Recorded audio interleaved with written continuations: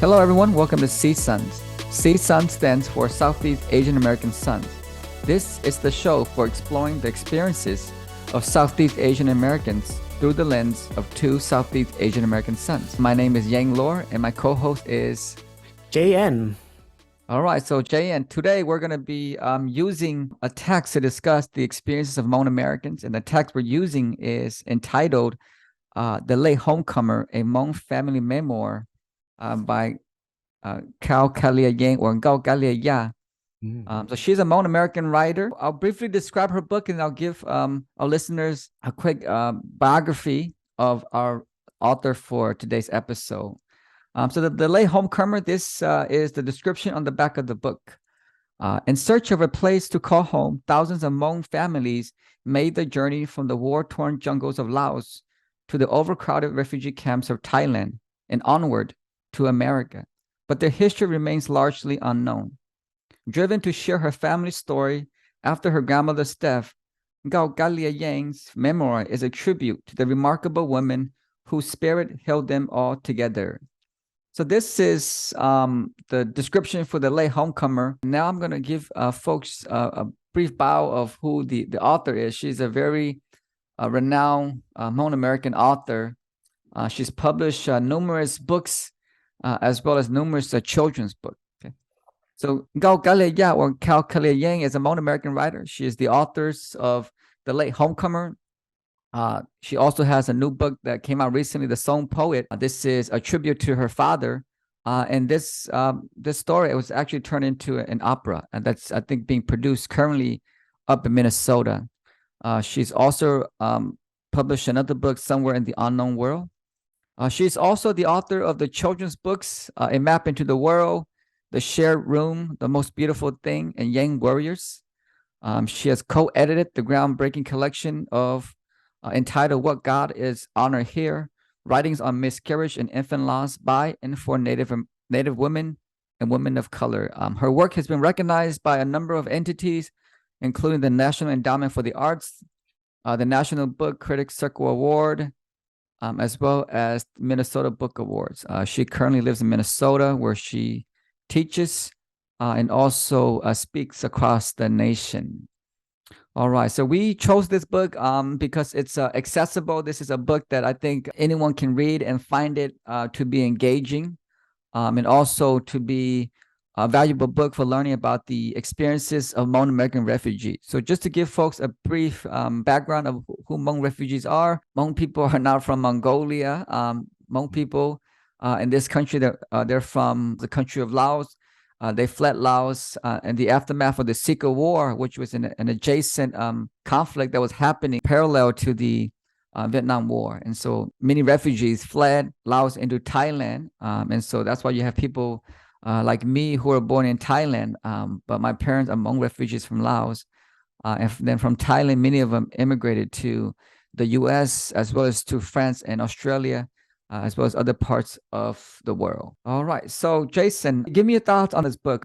What stuck out to you? What did you learn about the Hmong American experience, given that you are not Hmong yourself, but you are children of refugees as well? So I suspect there might be things that were relatable, but things that are new or surprising to you about the Hmong American experience. A lot of the takeaways I got were based on things I have known from Hmong people. So where I grew up, it had a lot of Southeast Asian refugees and immigrants, and a lot of the Asians were either Vietnamese, Hmong, or Cambodian, which is funny because I'm from a small town, and I think a lot of people might have just thought we were all Chinese or maybe Vietnamese. So a lot of my friends or people I knew or grew up with were shared similar experience. But the Hmong people I was less familiar with, just because there isn't much of a shared history in the homeland. But I think one of the key takeaways for me in the book was, the information was there, but the way it was presented is what stood out. So I think a lot of the storytelling by the author was what gives a lot of imagination to the reader. This comes up with a different book that someone was criticizing because they're like, well, that person was way too young to remember all these things. But as I was reading this book, she also answered it in the back of the book about how do you locate the story if you weren't even born yet. And a lot of it was getting the information from the elders or from the community, but then describing it in the book. So some people might be overly critical, saying, hey, she was way too young to remember those things. The book is a lie or something like that. That would be an inaccurate assessment, just because I think in a literary style, you're going to find ways to integrate information, but also a way to describe the locations to the reader, so that way they could understand the hardship, the pain, and the struggle. And I think the author does a great job doing that all throughout the book, but especially in the beginning, just because if people are unfamiliar with Laos or the jungle or the mountains, and also running under the cover at night, I think the descriptions and the personal tales really gives a lot of emotion to the hardship. And then throughout the book, I think by being able to talk about locations of that, as far as contrasts to her growing up, I think that gives a lot of context as well, as far as the differences of the location and the people and things like that. That's a wonderful kind of a description of the book, but why it's so popular and engaging, accessible. It's just the way she writes. I think she really helps you to visualize those experiences. We weren't there, but we feel like we were there. That's how well she writes. And so eloquent, and so accessible.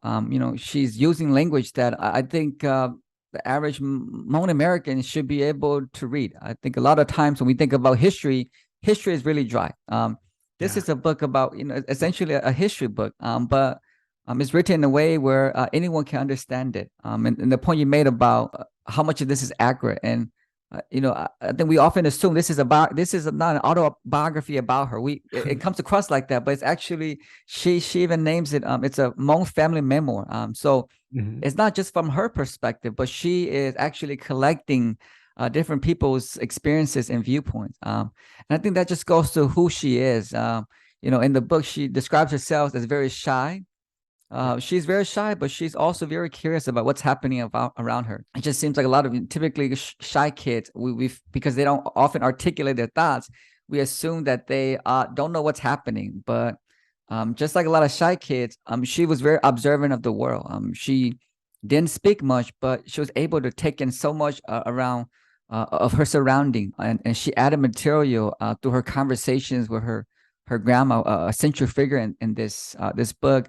But also, even though she was shy, she was not shy around her family, and so she was able to get a lot of information through that way. There's a study guide or discussion questions in the back of the book, which is a great way, I think, for people to engage with the story after they finish. So that way they can kind of analyze what it is they saw as well. But that kind of leads me to my other point or key takeaway, that the grandma is a central figure in the book. And she really stands out just because from the beginning all the way to the end, it's really a lot about her, but also how the author relates to her. So for the most part, the way the relationship kind of develops helps tell the story. It's a good anchor, and grandma, for the most part, you could say it's almost her book. Like if she was uneducated, if she was unable to write, then this was her voice. So I think that's what's great about being a storyteller or author, being able to utilize your skill and then present things that you know personally, but share it with others. So I felt like I knew the grandma. I learned a lot about her. I guess spoiler or fun fact, she was like a shaman. So that was another aspect too, because you learn more about kind of like their approach to the world. So kind of like how the grandma would approach kind of maybe the spiritual aspect of life or medicine. That was a unique take as far as her experience. And I think the photos help tell the story too, in that you could see differences on how maybe Americans take photos and then how traditional folks or refugees take their photos. So that gives you another kind of visual representation about how different people respond to their environments, and and again, ideas of representation. Yeah. I think that the grandma is definitely one like a key figure throughout this book. And In considering just Hmong culture, how patriarchal it is, oftentimes stories are passed down from, the father figure. Here we have a mother figure, who is playing a central role in this narrative, in this history. So it just goes to show, really recognizing the contributions of women in Hmong society as well. How in times of war, when the men are fighting, who keeps the family together? And the grandma was that figure, and it just goes to show that in the face of crisis, people, in this case, the grandma, shows up and keeps the family together. So I think definitely it's wonderful that the author Kalia used this book as a tribute to her grandmother. My last key takeaway is really just the view and perspective of the author. I think for me, as a history buff or someone who enjoys reading history a lot, I understand a little bit more, I think, about the Secret War than a lot of typical Americans would. And for me, sometimes there are points she makes where it seems neutral or not so analytical as far as maybe the role of the US or CIA as far as funding the conflict. So for the most part, I think because growing up, maybe the context is a little different versus looking at it retrospectively and with more data and more sources. So I don't hold it against her at all. It's just a matter of how does the viewpoint get shaped based on experience, but also kind of where you are as far as maybe the narrative you're kind of telling. So that's just something that stands out to me. I don't know if that's just accepted by most readers or if they're also thinking about that, but from my viewpoint, that's something that stands out. Yeah, and I think that's a valid point. And I think it's important to understand, too often when a book becomes very popular, that becomes like the only narrative about a particular group of people. And so it's important to recognize that, as good as this book is, it has limitations. And I think people often use a book as a story for a group of people. And Galgala's book is really about her family's experience. And it does a really good job of describing the refugee experience. But this should not be perhaps confused for a history book. This is really about a memoir of a family, and it does an excellent job of helping us to understand the refugee experience from Laos to Thailand to the U.S. So anybody interested in, I would say, Southeast Asian American refugee experience, I would encourage them to read this book. This is not a very academic book, which is great because that means that high school students, middle school students can read about this and learn about their history or learn about what their parents have had to go through. I definitely like that, but I think it's important for people to understand that this book is one perspective about the Hmong American experience. And so try to consult other sources if you want to learn about much more nuanced, a comprehensive understanding of Hmong history. This is a great entry for anybody who wants to learn about Hmong American identity that has very little knowledge. But definitely, if you want to learn about Hmong history and Hmong culture, supplement this text with other works that gives you a much more complex understanding of culture, of history, and those issues. But I think overall, this is a wonderful text just to introduce people who aren't Hmong or even Hmong Americans who don't know about their history or their parents' experience to that topic. It's a very accessible, easy to read. I think she just does a great job of describing, and it's not just about setting the scene, but she also brings out the emotions. I think as I was reading through this, I'm in my 30s now and been very academic as a scholar. I've been in graduate school for the past many years, and I'm a professor. And sometimes we're told to be as objective as possible, not to feel things. But I couldn't help but feel a lot of things she was describing. Just about the Hmong American experience, talking about her grandma in the U.S. sitting by the windows, working on her embroidery. And that reminded me of my grandma as well. And, my grandma has passed away, but just brings back of just a flow of emotion about life growing up and some of the things that we took for granted, there are now lost. And it's a reminder. This book is a reminder for us to collect our histories. She talked about how this book kind of started coming together when she was in college. She was recognizing that her grandma was getting weaker. And so she used those opportunities to collect those histories. And so I think she made a very excellent point towards the end of the book that it's when we remember death that we start remembering our lives. And I think that just goes to the importance of remembering who we are. And sometimes we go through life without not thinking about it, and then we get to a point where it might be too late. Fortunately for her, she recognized at a point where she was still able to collect those stories and put it into this wonderful book that we all can read and learn about her family history, but also to some extent, it also represents the experiences of many Hmong refugees as well. Yeah, and I guess to help conclude, I feel like a lot of the story it is visual, and in the book she talks about how one of her teachers realized that talent in her. So the story is well told, but then also it helps inspire the reader because as you read it you kind of think maybe I have an experience like this too, and maybe you can also do it, being able to put a story together. Not that it's easy, but if you have talent for it you can certainly cultivate it and then tell a story that's really vivid as well. And I think for me it was definitely very enjoyable and engaging book.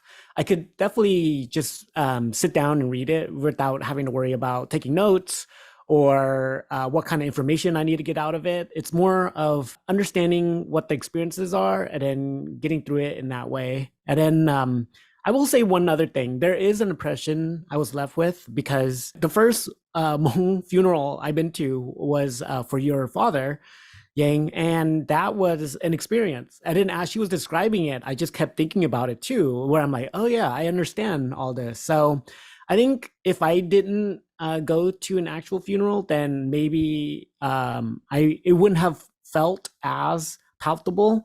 But by her describing it, it kind of really just put it all back together, just like sequentially too. So I think that was a good job. I think throughout the book it was very detail specific, and I think where she gives you like a much larger perspective. It's the beginning of the book where she can describe how she learned what it meant to be Hmong. And so for her, what it meant to be Hmong was based on kind of her experiences and the stories she was told. And so in the first few pages in the prologue, she talks about how for her, when she was a child, Hmong meant being contained because she grew up and she saw that her family was contained, restricted behind some barbed wire fences within the refugee camps. And then she talks about how she also, in this key phrase keeps coming up in the prologue about how Hmong is skin deep. And so she talks about many experiences, and then she brings up this phrase, Hmong as skin deep. And that reminded me quite a bit about just what we're dealing with in this country, about the lack of representation, the lack of knowledge about who we are by ourselves, but also by other people as well. We're told that we're Hmong Americans, but what does that actually mean? Do we know anything beyond just the fact that we're Hmong American? I think that could be a burden, but it could also be an opportunity for you to express who you are. Hmong Americans are like, let's say, Cambodian Americans or perhaps Vietnamese Americans, where you are associated with the country. And so Americans might have some understanding about what happened in those countries that forced the migration of so many people to this country. Hmong Americans, when you say Hmong Americans, few people know what it is. And some might even interpret it as you're from Mongolia. And so it actually gives Hmong people an opportunity. And so invisibility in this case could be a burden that you're trying to fight for visibility. But I also think in the case of Hmong Americans, it can also be a privilege in that you get to describe who you are. You get to, people ask you who you are, and so you have to be prepared to describe, give a history. And so I think for some Hmong children who grew up not knowing who they were, and they're often asked by outsiders who are Hmong Americans, they have to go back home and ask their parents who they are because no one knows who they are. And so invisibility gives people a chance to put forth the narrative, but it also encourages young kids to ask their parents about who they are, because if other people are curious about them, then it gives them a chance to learn and articulate this narrative. And so I think that kind of experience can also help you to enhance a person's self-awareness or ethnic identity. And I do think that a lot of Hmong kids grow up with I would say, a strong sense of being a Hmong just because they have this narrative about who they are. Their parents fought on behalf of the U.S. Their parents sacrificed, and that's why they're here in this country. So I just thought the quote about the phrase that Hmong is skin deep was just so powerful, to illustrate the invisibility of Hmong Americans in America. And I hope that we're at a point where, Hmong American is they're no longer invisible. Unfortunately, in the past, there's been a lot of negativity about who Hmong Americans are, but more recently, we've seen with Hmong people in the sports world or in the political realm that we're beginning to see positive role models. That when we hear about Hmong people, it's not about, let's say, incidents like murder suicide, or many years ago, the Chai Ving Hunter incident. Nowadays, when we hear about Hmong Americans, we typically hear positive news like Shane Tao, the mayor of Oakland, one of the biggest city in the U.S. She's Hmong American. Or we hear about Sunisa Lee, who won a gold medal in the Olympics. She was the first person, I believe, of Asian descent. So we're not just talking about Asian from America, but like Asian person from across the world, the first person to win all-around gold medal. So I think we're getting to a point where hopefully when my children grow up, they're not forced to kind of come up with this narrative about who they are. But I do miss that, because I feel like otherwise other people are defining who they are. They don't get a chance to define who they are.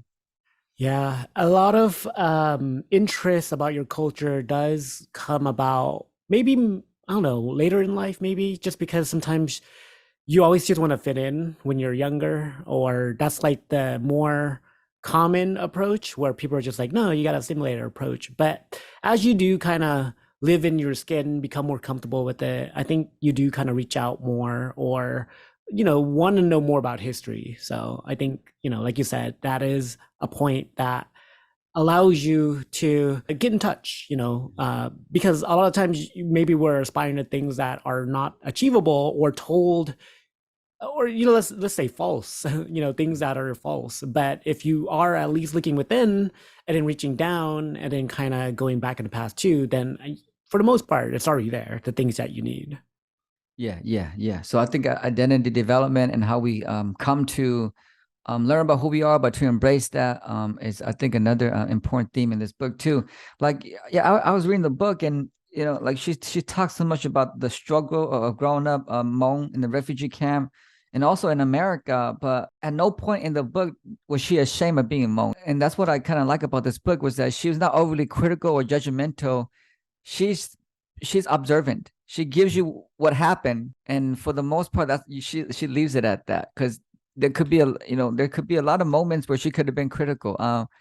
There's stories about the grandma asking the father to marry a new wife because the mother didn't have a son, or incidents like that. And other incidents, whether it's like a discrimination that she faced as an English learner, it just came across as this is what happened, and so you kind of get to see it. You don't get the judgment part of it. But yeah, she does an excellent job of just describing the struggles of growing up as a refugee, the trauma that she experienced, but also growing up, being put into English as a second language courses, and having teachers who don't understand you, growing up in Section 8 housing and apartments in very poor areas, having to serve as a translator for your parents, going away to college, your parents putting their dreams on you, that pressure that comes along with that. So I think it's an amazing book that really encapsulates many of the different aspects of growing up as a refugee that I think was totally relatable to me, being a refugee myself. And so, yeah, I think this is a great book to learn about the refugee experience, but also the Hmong American experience. So a couple questions for you that just came up. Are you related to the author? Last name? Yeah, my first name is Yang. Yeah. But Hmong people we're always related. It's like Yeah. probably like a 2 to 3 degree separation, where it's like my mom probably knows somebody that's related to her. So Hmong people are very close knit. So I don't know her personally, but I feel like if we were able to retrace connections, we should be able to find some close relatives that connect the both of us. Okay. So the book is Latehomecomer. I can't help but read Hmong with home in it. So you can't spell home without Hmong, but they tend to not have a home in that regard as a homeland. Can you speak to the point of home or homeland? Because there's the term home is where the heart is. And then if Hmong people don't have a homeland, is here their homeland, or how does that? Yeah, I think most people are just they're just very adaptable. Their history is a history of running away from oppression and repression. Wherever they live, they've been able to adapt. They fled from southern China into parts of Southeast Asia, from parts of Southeast, from into Laos, Vietnam, and a lot of the Hmong. There's some Hmong people in Thailand nowadays that were also refugees, and they've stayed there. And look at what happened in this country as well. When you are a people without a country, you just learn to be resilient, adaptable, for the sake of survival. And I think that's what we're witnessing, just the fact that people without a country, but with a very strong sense of identity, they can thrive in many areas as long as they remember their history and their identity. So I think that's what we're seeing here is, of course, there's always that yearning for a homeland. But I think most people have come to accept that because they don't have a country, there's no homeland. There's always that hope for it. Sometimes when you don't have something to return to, it forces you to just embrace the situation, accept the situation. And so I think that's what I'm seeing here in America is there's no homeland for most people to return to. They can't go to Thailand, Laos. That's not their homeland. And so they've come to accept living in this country fully. The acceptance enables you to thrive in these sort of communities. Yeah. And as far as the physical aspect, in the book, I think the grandma had descendants of up to, was it 4 generations? So like maybe 200 to 300 descendants. So I don't know how you can be any more rooted than that, having so many. Well, I would say they're so rooted that their branches are steadily growing very strong. So in that regard, you do have a sizable population that can maintain its growth. Yeah. I think that puts another important part about, home is where your people is at. It's not a physical environment, but it's where your people is at. If a lot of the people in your community and your family has arrived in this country, then this country is your home. I think there's still some Hmong people that have relatives back in Laos and Thailand, but for the most part, the immediate families, the close family members have come to this country, and so this country now becomes your home because this is where your community, your family is. All right. So on that note, we'll end this episode. Any last remarks for you, Jason? Yeah, I think we like to introduce our rating system. It's not exactly a rating system, but it's really just what we call what seasoning we provide, another play on SEAA-Sons. But in this regard, it's what flavor does this book kind of leave? So what season does this get? For me, if you ask me what seasoning I would give this book, it would have the flavor of menthol. If you haven't read the book, menthol was strongly what the author associated with her grandma, as far as whenever she hugged her, she would always smell the menthol and herbs along with hearing the clinking of change. So that's what I would give it. I'm not very good with ingredients. I don't cook that much, but I'll give some Hmong pepper, Hmong Thai. It's like a Thai chili peppers. How many peppers would I give it? I think it's hot, it's spicy, it's you learn a lot of things from it. So I'm gonna give it a 5 out of 5. Yeah. Excellent. So there you go. The flavors to leave your mouth watering and pick up the book to learn a little bit more about what it is to be a refugee and growing up here in the United States. Yeah. Don't forget to pick up the book, The Latehomecomer. If you haven't read it, if you read it already, let us know what you think. And we'll see you in the next episode. Remind the audience what's in the next episode. We have a lot of topics coming up, but the very next one will be about AKA Don Bonus, a documentary. It was one of the first Cambodian American films out there. So looking forward to reviewing it and then sharing it with you all. All right. So we'll see you all in the next episode.